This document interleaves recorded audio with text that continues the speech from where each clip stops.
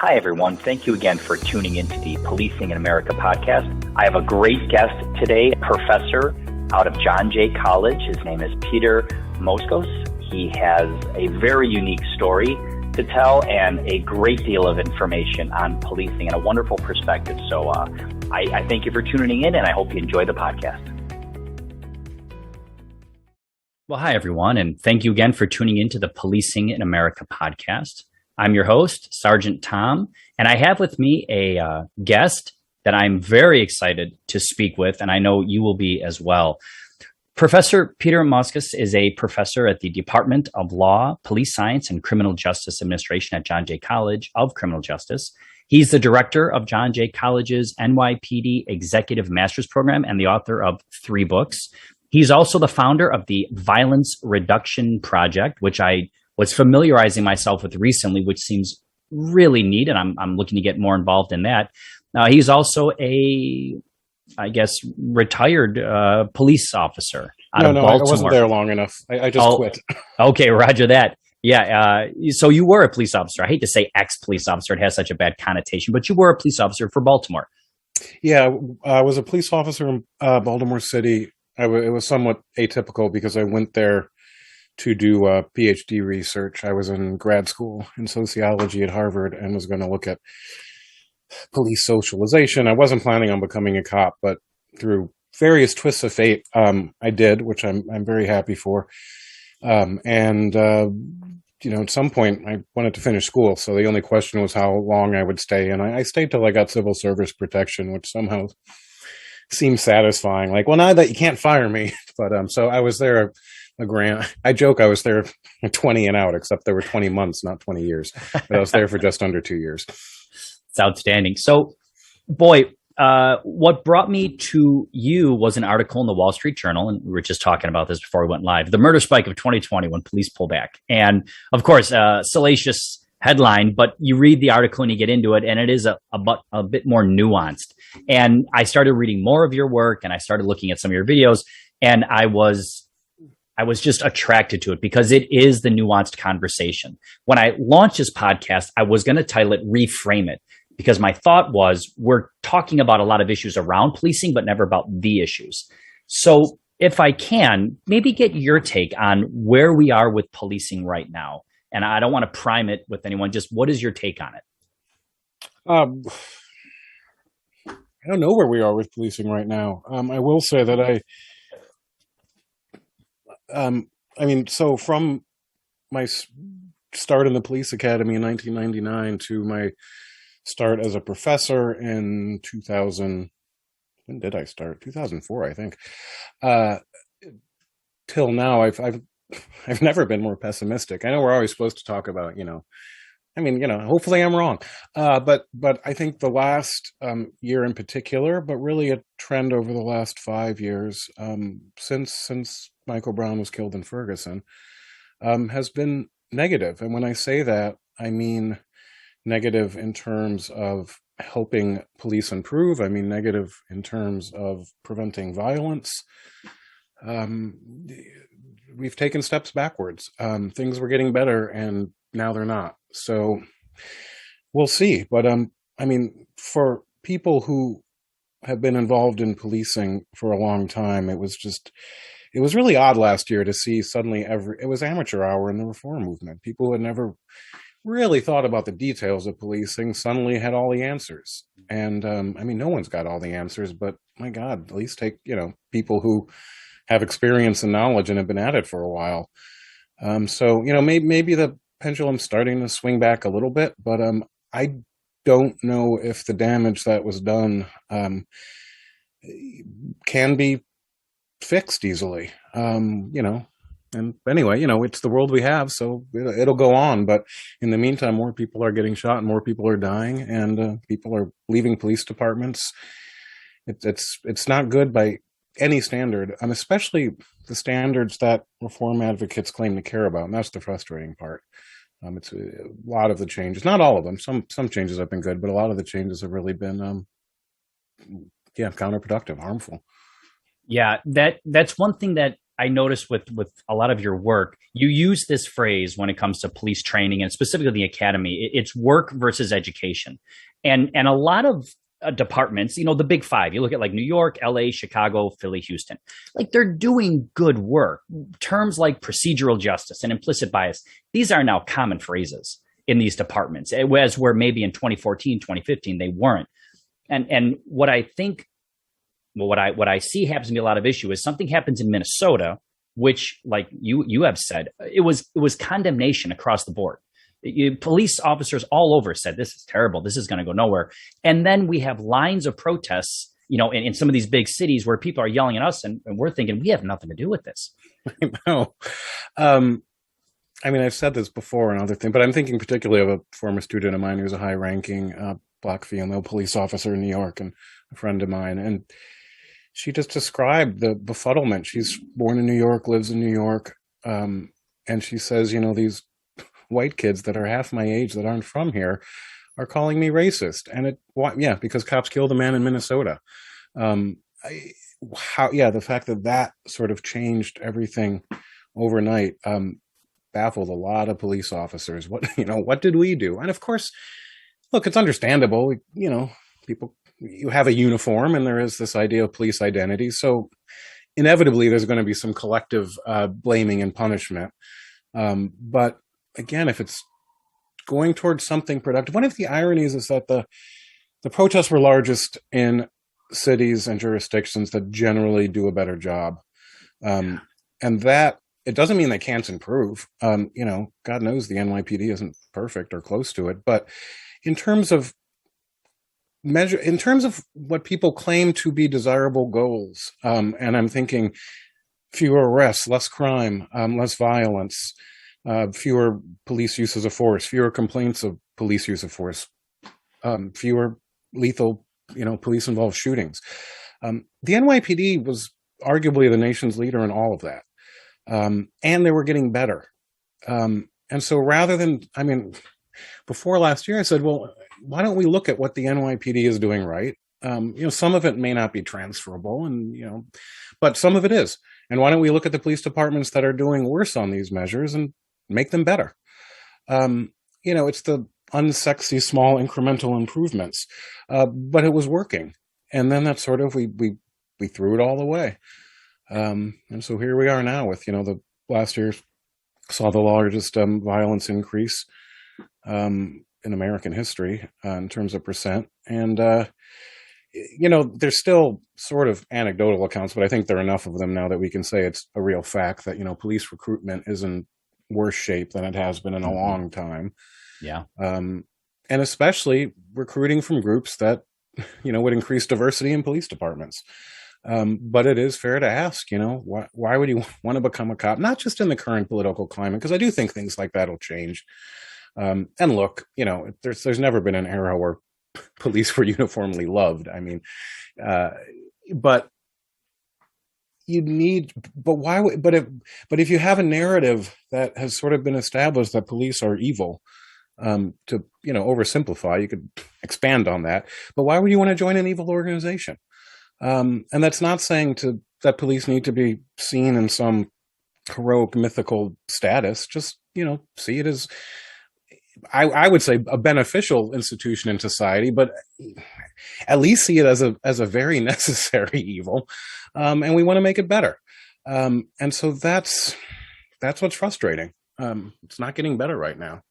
Yeah, there's one of the thought leaders out there, Coleman Hughes, academic and a scholar, and he always says when we fail to look back at the progress we've made, and we only look at where we are, or we only measure the disparities in the data. We look at these, you look at the nuance of all this, but we don't look at the macro view, which, to your point, there were times when there was 600 officer-involved shootings a year. And now you're down to less than 30, less than 50. And most of those completely justified in the current system we have. Okay, so how do I word this? I'm a budding academic. You're in academia. And I feel as though academia, who I think needs to align with police, and we can improve policing and improve education. But it seems like the narratives coming out of academia are, for lack of a better term right now, anti-police. It's just they're not looking to link up with I police would say, officers. and it's a semantic difference, but I would say that's anti-policing because they'll say, oh, we Ah, don't hate individual cops. Okay, fine, whatever. But in a way, it's worse to be anti-policing because I don't care if you hate individual cops. And honestly, I hate some individual cops. We all know that there's some assholes out there. Uh, but it's the policing part. It's the policing as a verb that I worry about. mm, This idea of, I mean, look, there are many problems in academia, and I say that as an academic. But particularly, you have researchers, and this goes to other fields too. You have researchers who simply never talk to anybody involved in their field of interest. Like, come on, how can you write about policing and you don't actually know a cop? mhm. Um, that's one big problem. But the other problem is it often gets, I would say, tied up in theory, which is fascinating theoretically as an intellectual exercise. But it doesn't relate to the reality that residents and police have on the ground. There is an ivory tower problem, which is, professor. It's not a great paying job, but it's a decent paying job. Hmm. Professors, by and large, don't live in high violence neighborhoods. And look, I don't live in a high violence neighborhood, and I'm in Queens, New York. Um, but you then don't tell other people how they should or shouldn't be. Well, particularly, don't tell them how they shouldn't be policed.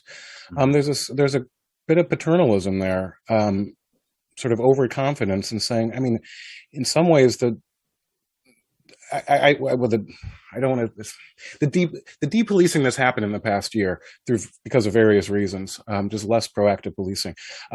That's a great social experiment that has had lethal consequences, and the consequences are not evenly spread through society. They're not equitable. Um, it would never be approved by a university, human subjects committee to say we're going to stop, car stops or whatever. And we're literally experimenting with people's lives, and there's no Yeah. accountability on the academic end. That's the other frustrating part. You mentioned, I just pulled it up. You mentioned how things have gotten better. In New York City, this is a while back now. It's the year I was born, 1971. Cops shot 314 people. Wow. They killed 93. Mm, And then I hear people say, well, policing is just as racist as it was in 50 years right. ago. Police are just as bad and brutal. But it's an absurd type of, so where that has gotten is now in New York City, a city of, 8.5 million. Cops shoot, it varies a bit, but about 24 people a year. Hmm. Um, it's been as low as 15. And, between looking at the numbers, between 5 and 12 people are killed by police a year. Um, to say that's not and it didn't just happen. I mean, that progress happened because people said, wait a second, what's going on here? We are shooting too many people. And a lot of the decrease happened in the 70s and sort of led into what is now Tennessee versus Garner. But the first thing said, well, let's actually, let's require paperwork when you fire your gun. Yeah. Seems pretty obvious now. But I mean, so there were many things that were done, but it was set by, there was a specific goal and tactics, and the goal was achieved. So to ignore that and pretend it never happened, I don't quite know if people don't know about it or they're just don't care because they're trying to push sort of another ideological project of theirs. I don't know, but it's frustrating.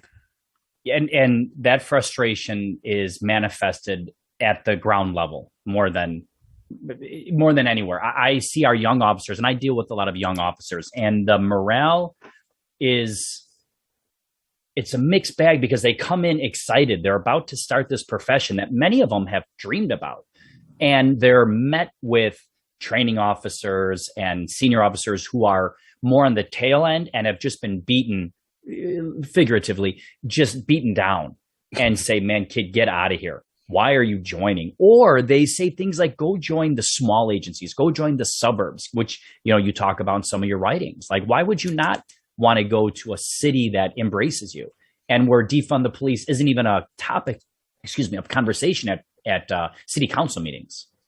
And also, it's safer and the working conditions are better. Mm. All of that.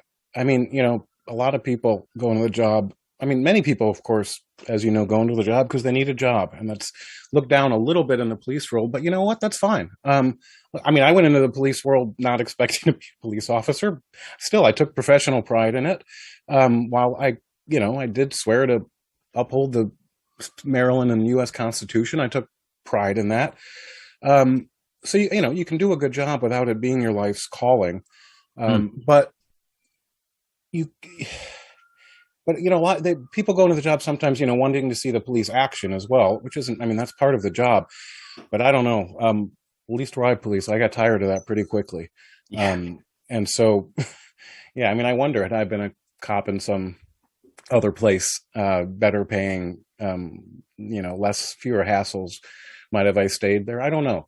But it's a hard sell to say yes. Please come here. Where, I mean, so I have a friend in North Carolina. The problem is I can't remember if it's Raleigh or Durham, but in one of those cities, in North Carolina, for a year there was outside police headquarters. Defund was painted in giant letters on the street. Why? Really? Your goal is to demoralize cops? I mean, you look out your window and you see a giant defund police sign from your police office. Again, politically, you can do whatever you want with the budget, but it was vindictive. I don't quite understand what the goal of that was, and it was there for a long time. I think it finally got painted over recently, but it's that kind of pettiness almost. Yeah, and we see that with agencies who have, in good faith, made incredible leaps. Body-worn cameras everywhere, de-escalation being embraced, and then you have leaders coming out saying, we know we're part of the problem. We know. And nobody came out and said, look, we're not perfect, but my goodness, look at what we've done. Look at where we're going. And, if I was a leader of one of these big cities, I would have said, hey, Minnesota, come to my city and let me show you how we do it. We'll free of charge. We'll train you on all this. The irony is that Minneapolis was sort of the progressive reformers. And so this is pre-2020 I'm talking about. It was sort of the progressive reformers laboratory. They got all the treatment. The problem is I don't think it worked. Well, maybe it did make the department better, but it wasn't good enough. But I do think a lot of the, putting in sort of air quotes, reform of the past few years hasn't really helped. And I'm thinking particularly of things like implicit bias training, a focus on police legitimacy. You know how police gain legitimacy? By being effective, by people leaving their house and not being afraid. That is linked to police legitimacy. It's I'm always amazed how much slack the general public is willing to give cops. I might even say, I'm not talking about protesters, just the average person. Sometimes I think they should be more critical, but police get, a lot of people, they understand, well, it's a tough job. So while I want better policing and I'd like the police not to yell at me for no reason or whatever, they say, well, yes, I want that not to happen, but you know what? I can take it. I'm an adult. I have thick skin. I'm more concerned about the criminals down the block. And if that's inevitable, if it's an inevitable consequence, and it shouldn't be, that I'm treated poorly, and say, I can live with it. Let's not lose track of the big picture. And then people like you and me, and who are involved in the sort of training and education world, then it's on us to say, okay, let's figure out how this doesn't happen or happens less. But one thing I worry about, if the goal is perfection, and we can say the goal is perfection, but that's bullshit. The goal is to get better. You cannot have perfection when human beings are involved in very human interactions, and underlined with violence, trauma, and mental illness. Of course, mistakes will be made. And that doesn't mean you don't hold people accountable and so on. But if the goal is perfection, we're doomed. There's going to be another bad police-involved shooting next month. There just will be. Okay, it is a big country, and you never win arguments by saying, well, shit happens. To some extent, that's what I'm saying, but I don't mean it that way. Right. But on the other hand, it is a big country. Okay, was it, you can analyze it, do sentinel review events. Can we prevent it? Was it criminal? Then hold the cop accountable, and so on and so forth. But the idea that, oh my God, it happened again. Yeah, it's going to happen again. Because whatever there are now, 700,000 cops and 16,000 agencies, and a good chunk of it is being filmed. We're seeing it now. We didn't used to see it before. Mm-hmm. So we have to settle for better. I mean, because when you think about it, what's the alternative other than getting better? Yeah. What was also interesting about last year with the murder of George Floyd was it was criticized by cops. I've never seen that before. I've never seen police unions, some of them, ever come out and say this was wrong. Right. It was universal condemnation. The cop was quickly arrested, charged, and later convicted of murder. In the past, protests have been about accountability. Here you had it. And of course it's unsatisfying, like all trials, because it doesn't bring the victim back to life. Sure. But the system, as screwed up as the system worked, as well as our system works. And so then I go, I don't quite know what else we want. I mean, yeah, for it not to happen at all, but it did happen, and someone was held accountable. There's not that much more you can expect for that. Now, again, there certainly are lessons spewing, why he was a FTO and so on. I mean, it's not just a one-off. It is important to look at those things, but it was very different to have just such mass protests over an incident in which there was accountability. Yeah, there was Ahmaud Arbery, I think, in Atlanta. Like, that one had a lot more nuance to it, where he pointed the taser at the officer and then the officer shot as he was, like, I thought that was going to spark much more outrage. And it seemed like they burned down a Wendy's, the protesters, and it was very mild and it disappeared. And I thought this one in Minnesota was almost like the Laquan McDonald in Chicago. Like, it was pretty clear cut. The officer was arrested, and why? Now, do you think COVID had anything to do with that? I'm told from people, well, this was COVID. People were locked in their house, and this was an excuse to get out. I do, actually. I mean, I don't know. I could be wrong, and in a way, it doesn't matter. But yeah, I don't think it would have had the same traction, the same mass public outrage had it not been for COVID. But who knows? But I think that was part of it. Mm-hmm. Laquan McDonald was interesting, in part because I noticed. I'm Chicago born, by the way. Still friends there. One of my students is now a Chicago cop. Actually, I think he just went federal. Good for him. But he said when that first of all, there was a cover up. Let's not forget there was a cover up that went up to the mayor. So that matters. But he said he saw a switch where cops first defended it. Basically, the guy had a knife, so it's okay. And he said the police, over the course of the resulting scandal, that the police culture changed, and now that is considered a bad shooting, which at first it wasn't. Mm-hmm. I don't know if that's true, but that's interesting that he said that he saw that change, where that suddenly became unacceptable, because he was not threatening the cop, and he did have a knife. He was armed, but he wasn't threatening the cop. And of course, not only did the cop shoot him, but the cop kept shooting him. Right. I mean, it was a bad shooting. Yeah. And it simply didn't have to happen. But to me, that's a very sort of different case. But the other change I've seen, back when I was a cop, that people would complain justifiably, why did cops have to shoot that, innocent man? And then it became, why you had to mess up to get in trouble. Right. Now cops are getting in trouble for not just the sort of, lawful but awful category, but for actual justifiable good shootings. That's a big change. And that's worrisome, because it's one thing to say, yeah, I know it was bad luck and it was split second, but you really screwed up. You did wrong. We can debate what the consequences of that should be. But now you get cases just of legitimate needed use of force, and cops are getting thrown under the bus by police commissioners and mayors. And so that's what I wrote about in that Wall Street Journal piece. That creates a strong disincentive to police. Right. Because if I stop this person because they're suspicious and it's a legal stop, to investigate, but it could lead to a situation where, they just say he's wanted on a warrant, so I got to lock him up. And then there's a fight, and now I lose my career over that. there's a cost benefit analysis. And there was, should I break up a dice game? There was just 5 people shot in Brooklyn over a dice game. Wow. I broke up a fair number of dice games when I was a cop. They don't all end up in shootings, but it's shocking how many do. In terms of, how much juice is in that squeeze for policing, breaking up dice games is one of the easiest things for cops to do and one of the best ways to prevent violence. And I'm not talking about arresting them. Right. Break it up and then, run away. And that's, it's very easy to break up dice games. And it's sort of a pet peeve of mine because that was specifically criticized by the Department of Justice when they released the report about Baltimore policing post-Ferguson. Okay, so now cops aren't clearing drug corners. They're not breaking up dice games.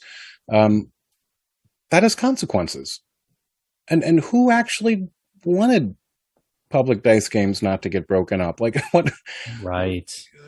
Well, yeah, where's the pro? I mean, except for the people actually doing it. It's not like people shooting craps are a great voting constituency. It seems like we could all get behind that. It's illegal. It often leads to violence. Don't do it. Right. But here we are. So a few things, and I just want to pause on this real quick. So I noticed some similarities with us, and then you just gave another one. So I was also born in 1971. I'm also born and raised in Chicago. Oh, I just heard the accent right there. That's great. Are you a South Sider by chance? No. Not only am I not I'm Evanston raised. Okay, your parents I know graduate. Are teachers up in Evanston. Yeah, I got from some of my research with you. My mom was a language teacher at New Trier, which is rich North Shore. My father was a sociology professor at Northwestern. Okay, I love Northwestern, even though I'm SC at this point. But I grew up in Chicago, born in 1971. I grew up in the South Side. So like 35th and Halsted, if you could imagine, right? So I've seen some bad policing in my day. And this is some of the issue I have when I talk about reframing, because everything gets put in this bottleneck of race. And I was in a Irish, Italian, Polish community, and we hated the cops. Which neighborhood is that? Bridgeport. That is Bridgeport. Okay. Yeah. Oh, yeah. Okay.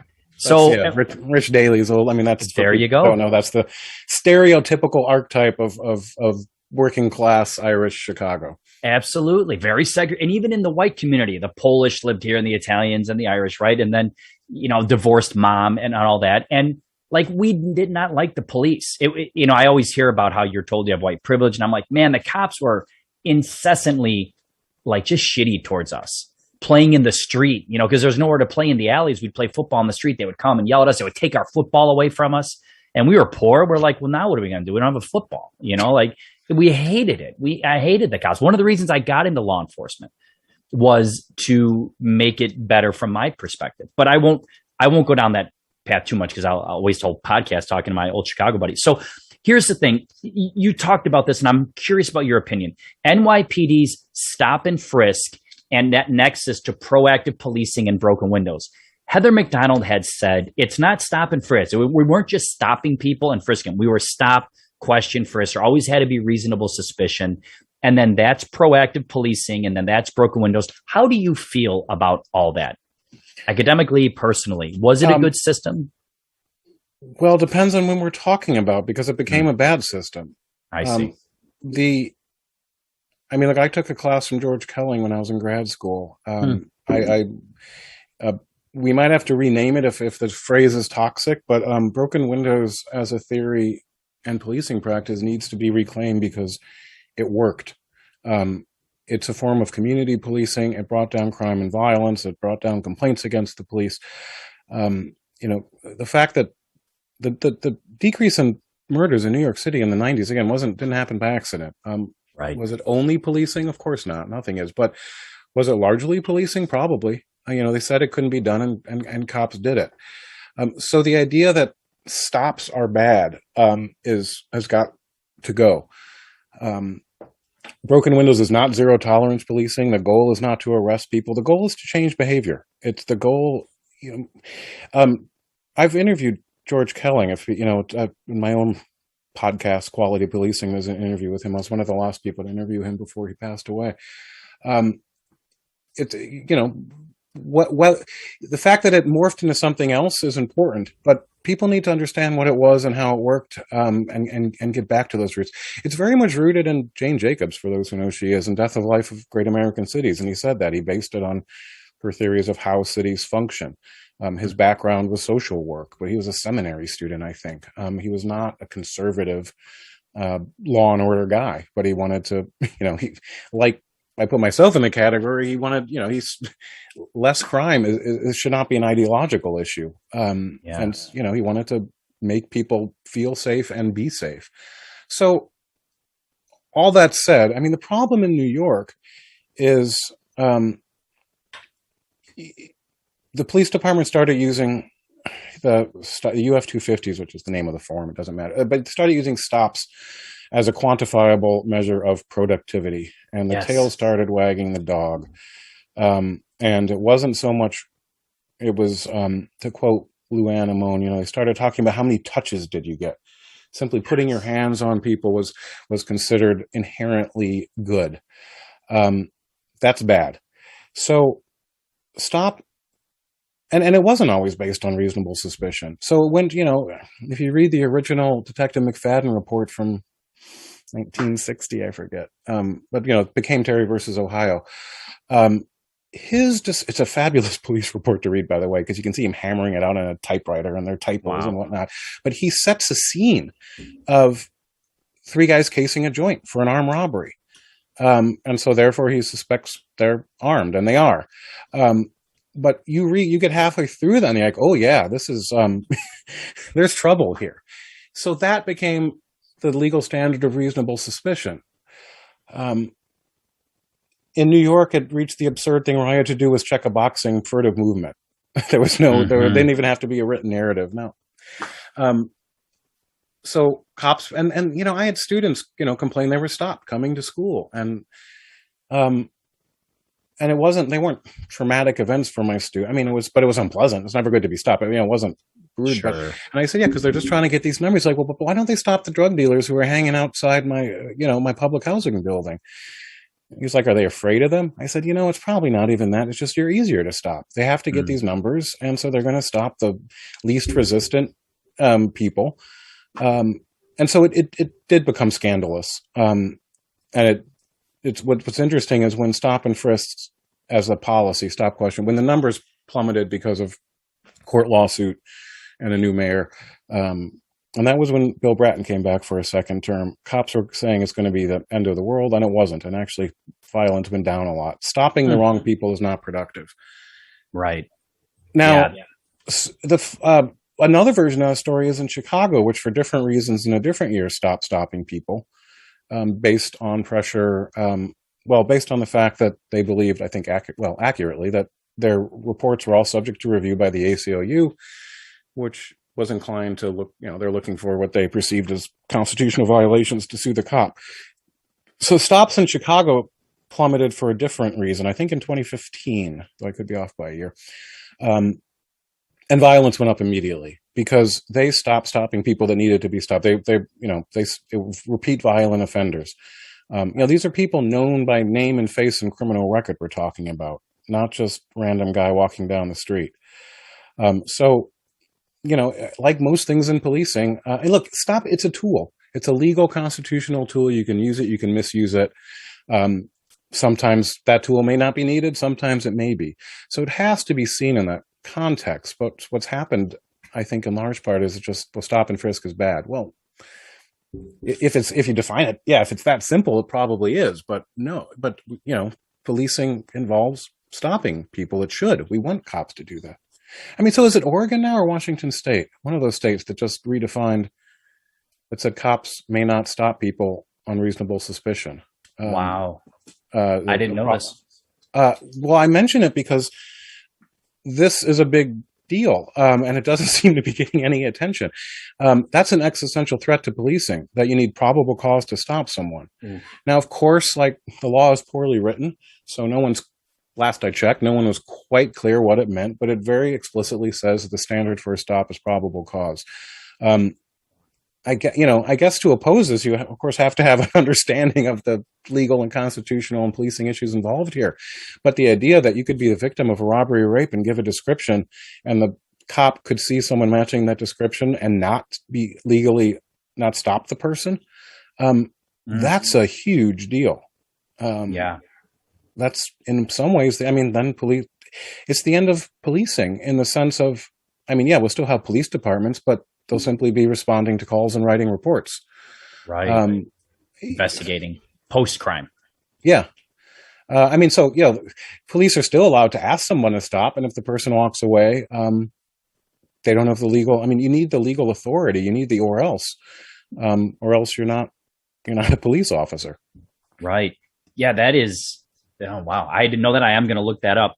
You talked a lot about how when you swore your oath, and you were very proud to swear an oath to protect the Constitution and the Both constitutions. Yeah. And you were in your Baltimore time.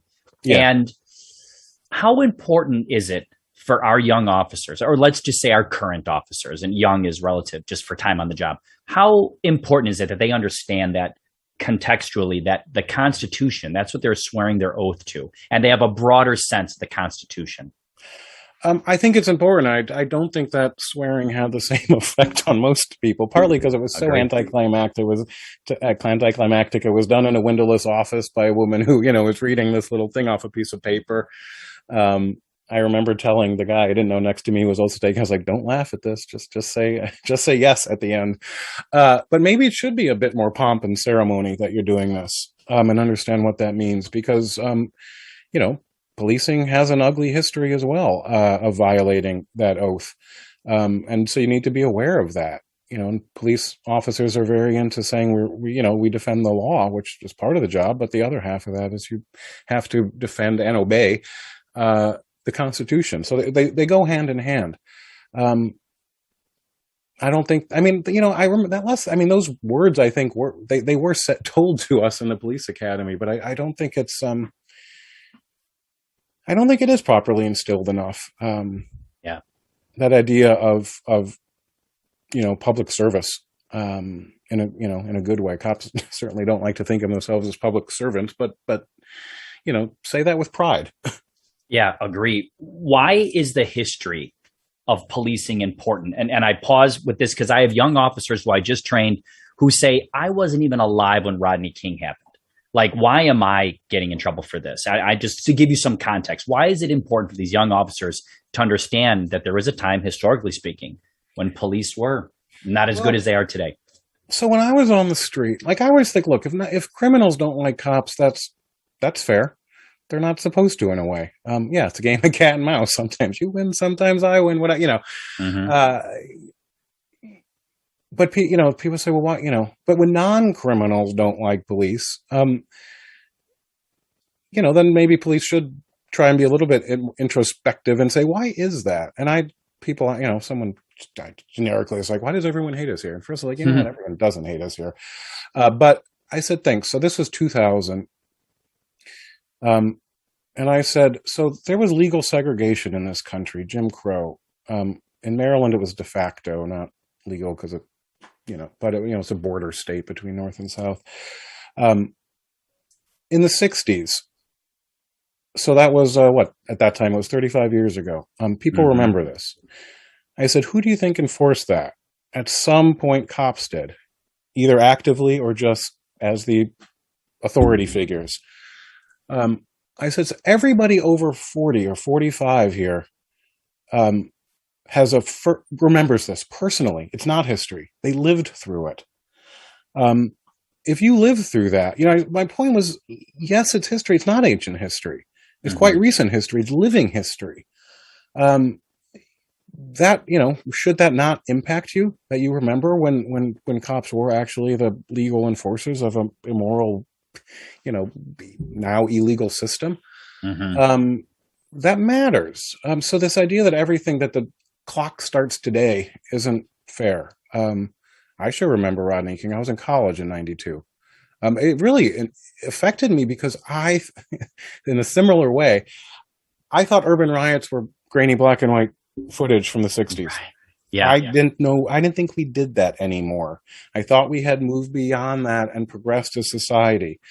And man, those riots were bad and ugly.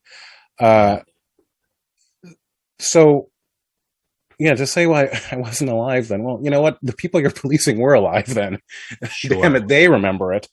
And you know, and it's still happened. Not to the same. You know, I do think things have gotten better uh, over the decades, but you know, there's still stuff happening today. It's a little harder to see the historical significance of these events.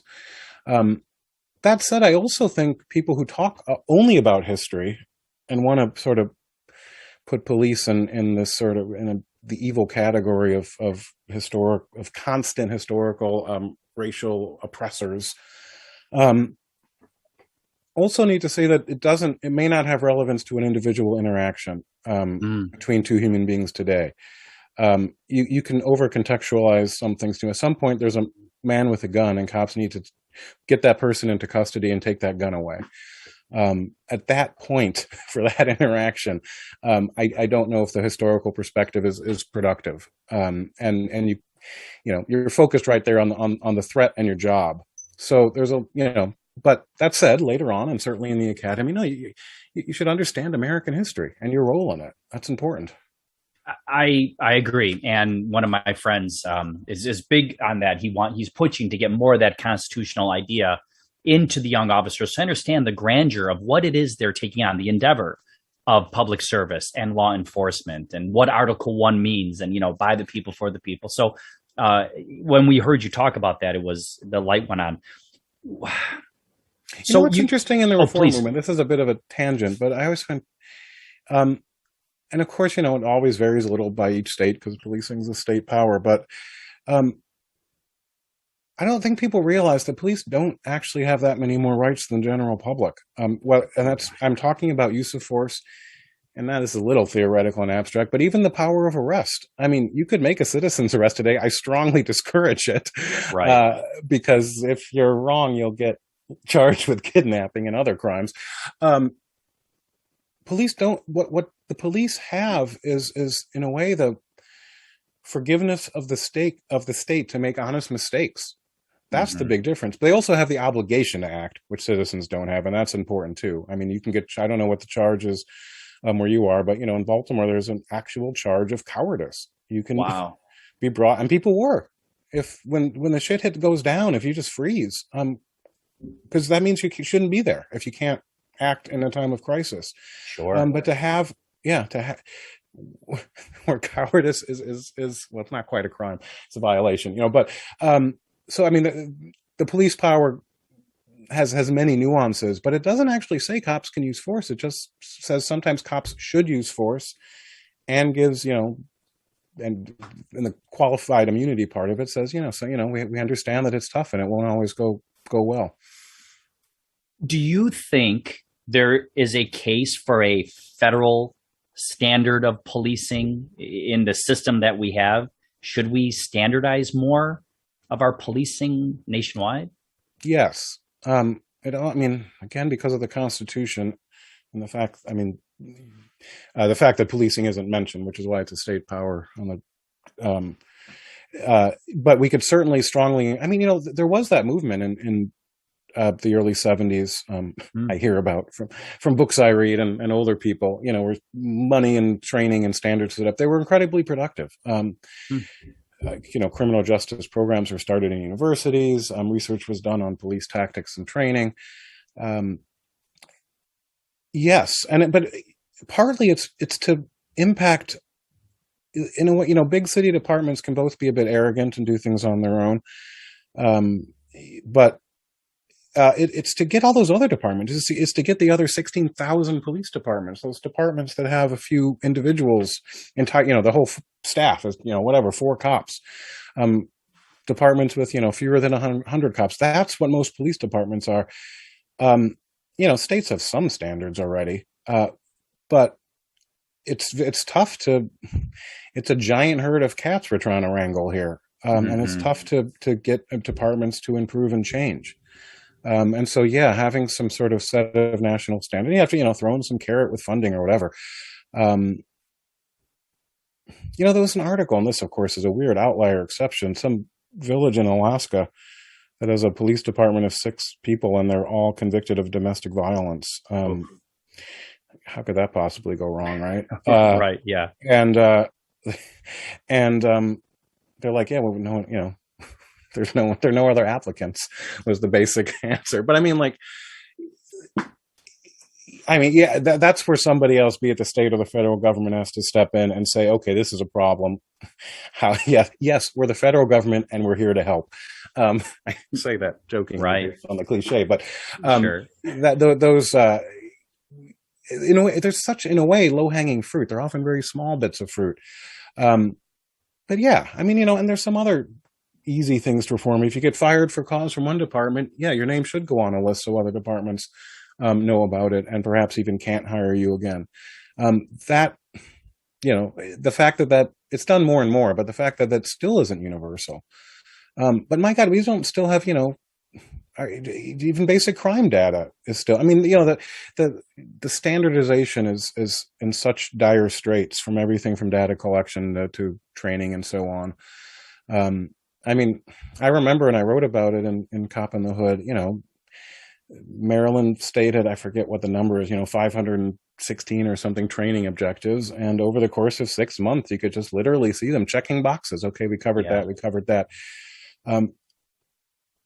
But that doesn't mean they were teaching it. And it certainly doesn't mean we were learning it. It means they covered it. This is a pedagogical issue that you could apply to any school, but it's more important with policing because it's a tough job and you got a gun on you. It's one thing to over-regulate things. I'm just saying, once you start these national standards, how do you make them work? That's always the tough part. It's one thing to say we should have them, and we should, but the devil is always in the details. How you get that, the values, the knowledge, the training, the tactics, how do you get that to filter down where it's actually beneficial? And I don't got the answer to that, but. And how do you parse out the media coverage of one officer's actions in Minneapolis, and they say police, which then blankets everybody? There was graffiti all over my city that said ACAB, all cops are bad, all cops are bitches. And it's like, do you think the media does have a role in this as well? Because that's what I hear from my cops.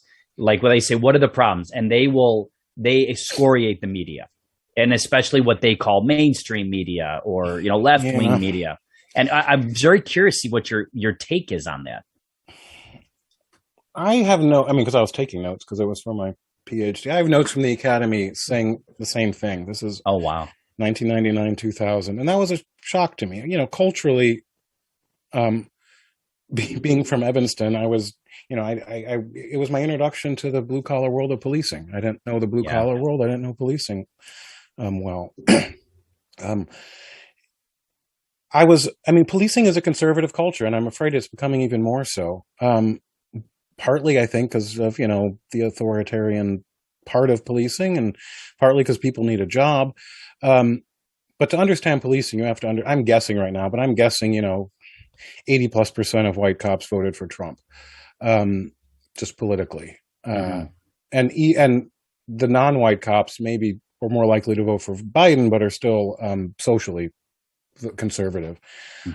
That's the way it is. I would prefer a bit more balance in terms of that in the policing world.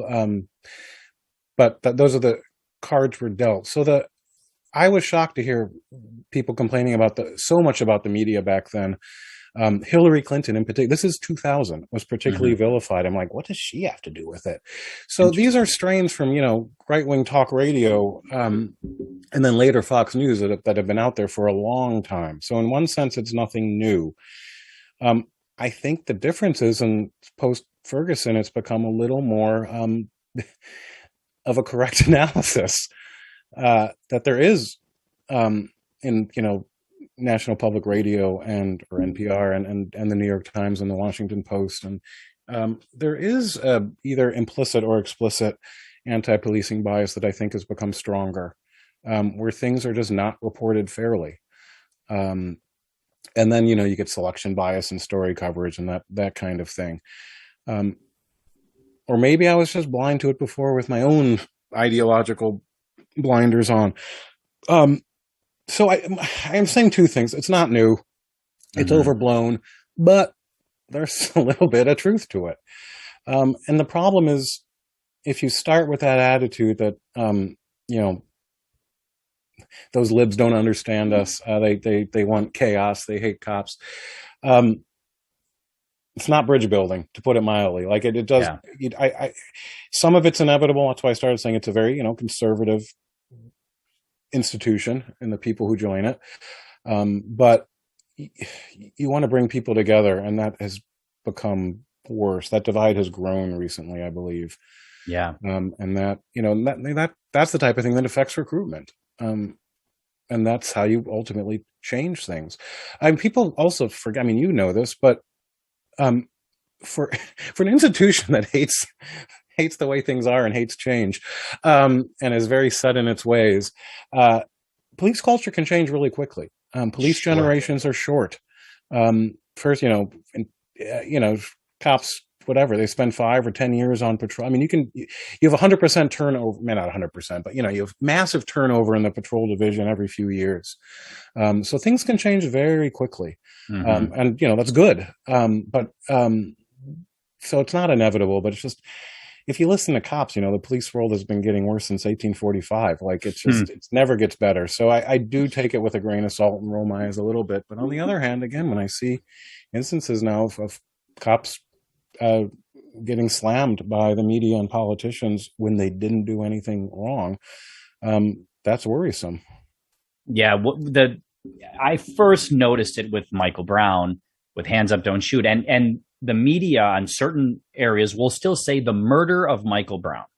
And it's like, you can't say that. Like the Department of Justice came in, there was no murder. It was a justifiable homicide, based on the rules and laws with the officer. But you can say the murder of George Floyd. Like it's just technically proper. Well, they say murder and they mention the officer by name. I'm going, well, that's actual libel. Like you just called this man a murderer.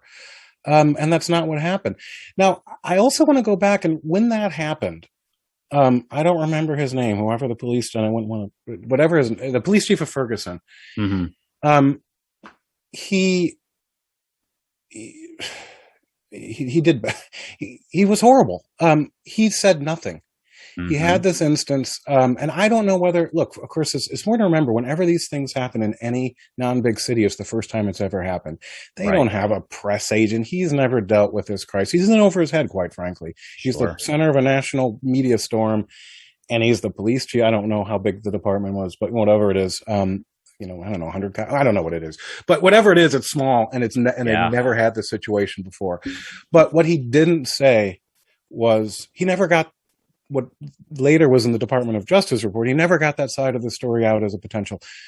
So I remember, I don't know what happened. I assume his hands were up when he was shot. All he had to say was, anything. He said nothing, and I don't know why. And I fear it was simply because he hated the media so much. He didn't want to. He didn't want to cooperate with them. Well, because of that, you screwed everything up. He could have said preliminary reports reveal that there was a struggle for the officer's gun, and then he could have clammed up or whatever. But he said nothing, and that allowed the what we now know as a false narrative to grow.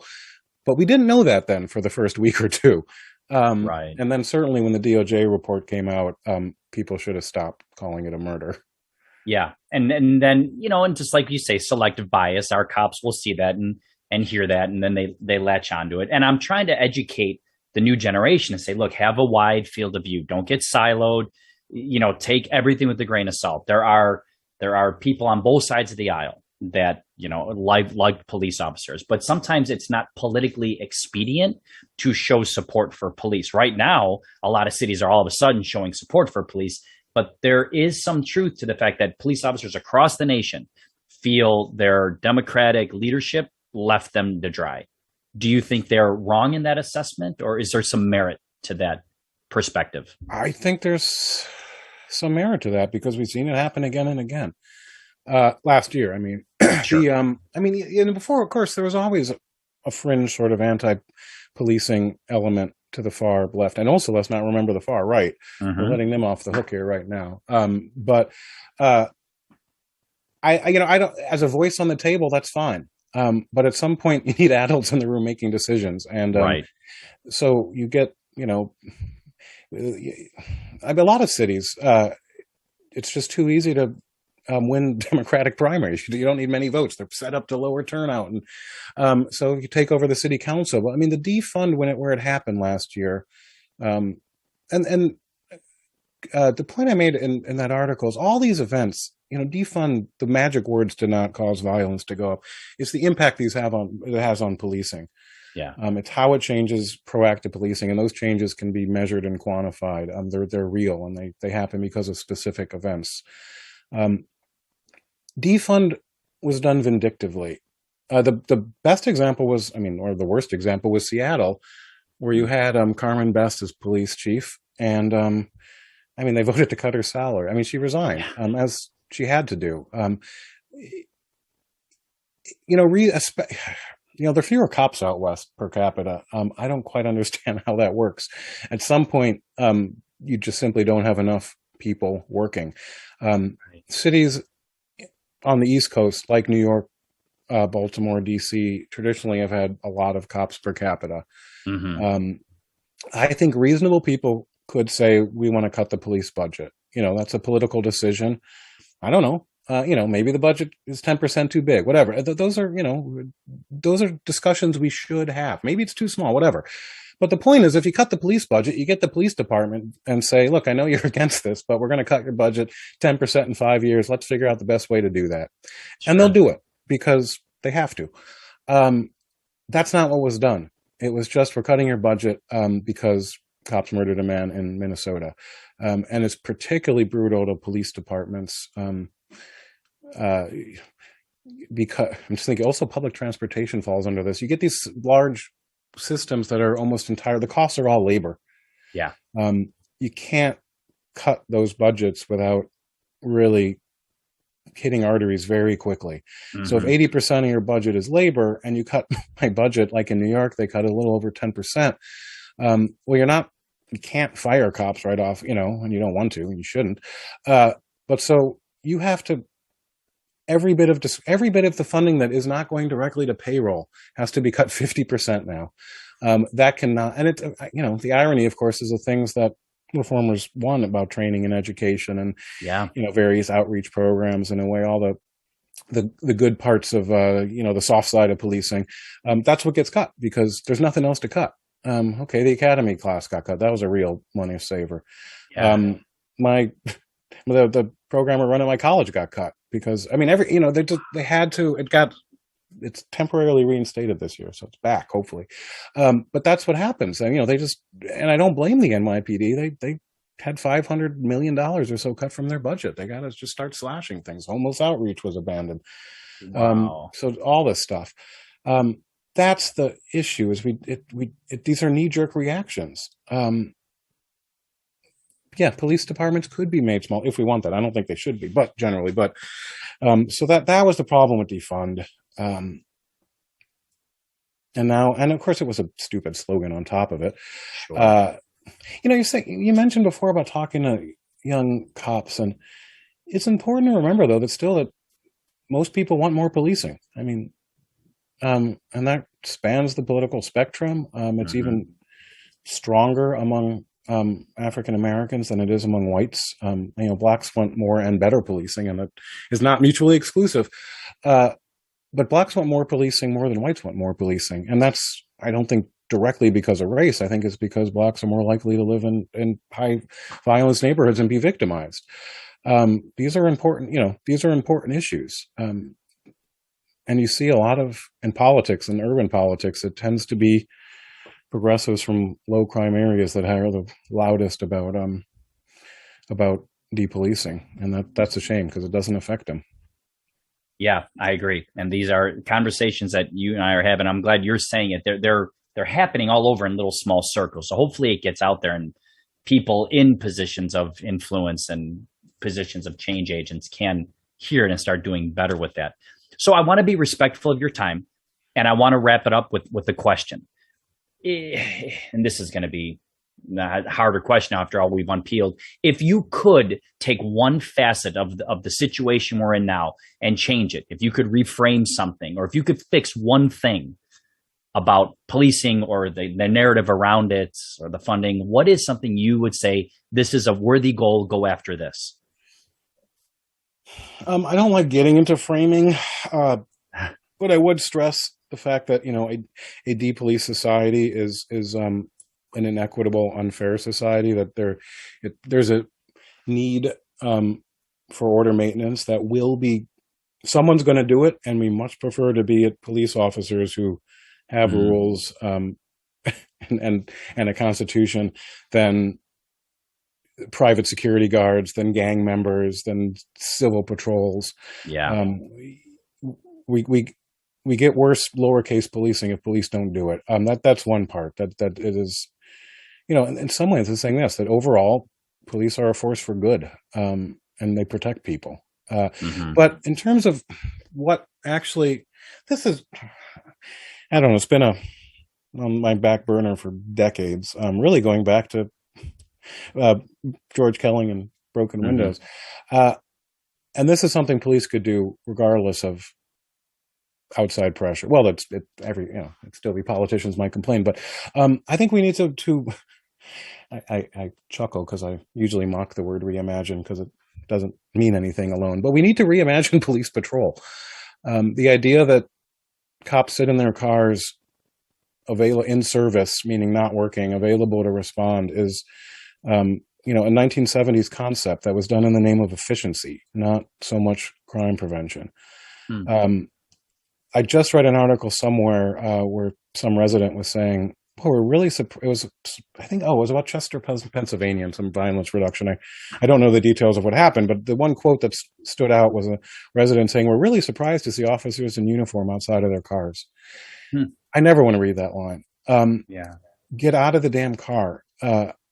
I would, what I'm advocating is a return to old-fashioned foot patrol, where Foot patrol. officers have knowledge of the community. Yep. It allows officers to understand the community, so it decreases, negative pressure going on the officer, where everyone you deal with is in massive crisis and angry. Um, Yeah. that's community policing. Officers with discretion, so the residents see them, they can talk to them. Now that would mean response time would go up. Okay. That's not the prime directive of policing, is not low response time. The prime directive is maintaining order, preventing crime, so that could be done. The fact that it's not done is either because people lack imagination. There also will be some time when, someone does call and someone's going to die because cops didn't get there fast enough. Again, it's inevitable. It's not Hmm. perfection. And that's when you need the mayor to say that's a tragedy and a shame, but overall things have gotten better. Hmm. So, I mean, roughly, it depends on the city, but, roughly half of the police department is dedicated to officers answering calls for service. Right. I don't think it's a good system. And yeah, we could just go back to how it was. And there was also, no one's promoted to foot patrol. It's punishment, that kind of stuff. Right. Those you could change. And there's some union issues too about disparate pay. But let's pay cops more to walk the beat. I mean, it's amazing how little money could incentivize that Yes. to It's get the true. best cops walking the beat. Give them, give them some, maybe not a rank, but, some higher title of, Sure. officer extraordinaire. Though I think we could do better than that. And that Right. would just, there's something honorable about the old fashioned beat cop, and we could bring that back. And that's very urban focused. I wouldn't, my rule of thumb is if the mail carrier delivers mail with a cart, a cop should be on foot. That's generally where I draw the line. If you're delivering mail in a truck, then okay, then probably cops should also be in a vehicle. So I would, Right. I'd focus on that. But I don't see that happening as the problem. Yeah. Well, I don't see a lot happening right now. I see a lot of talking, unfortunately. But I'm hoping conversations like this, people hear it and it gives others a different perspective, and maybe it gets some people mobilized, and we keep pushing forward, because I feel like it can't get much worse. I say that at the Oh, it can always get worse. I know. I was gonna say I say that at the expense of tempting fate, but my goodness, we hit pretty low last year, and I'm looking for signs of hope. I'm a half full kind of guy. I like that optimism. I wish I shared it. Professor, it was really an honor having you on, and I'm gonna put your podcast. Say it again so people can. It's qualitypolicing.com. You can get to my, it's a sporadic podcast. Recently I've been interviewing people that have contributed to my violence reduction project, which is a collection of essays in response to last year's increase in violence, saying, I want short-term solutions, short and medium-term solutions. What can we do now? No reimagining. I want details. So, but it's mostly police, though not entirely, because that's my field and my professional network. But it's about, I don't know, 30, 35 essays now that I think have some useful solutions. Absolutely. I just read Steve Bellow last night, his essay about what Black neighborhoods want in policing. And so everyone go check this out. Please listen to the podcast. It's great. Professor, I thank you so much for your time, and please keep on doing everything you're doing, because you have a lot of fans out there. Well, thanks for having me. This has been a great little discussion. I love it when it's a discussion like this and not just an interview. So thanks. Yeah, absolutely. Take care, sir. We'll see you next time. Hey, everyone. Thank you so much for listening to the show. Please reach out to me at policinginamerica.com. Click, like, share, leave me comments. I'd love to hear from you. See you on the next episode.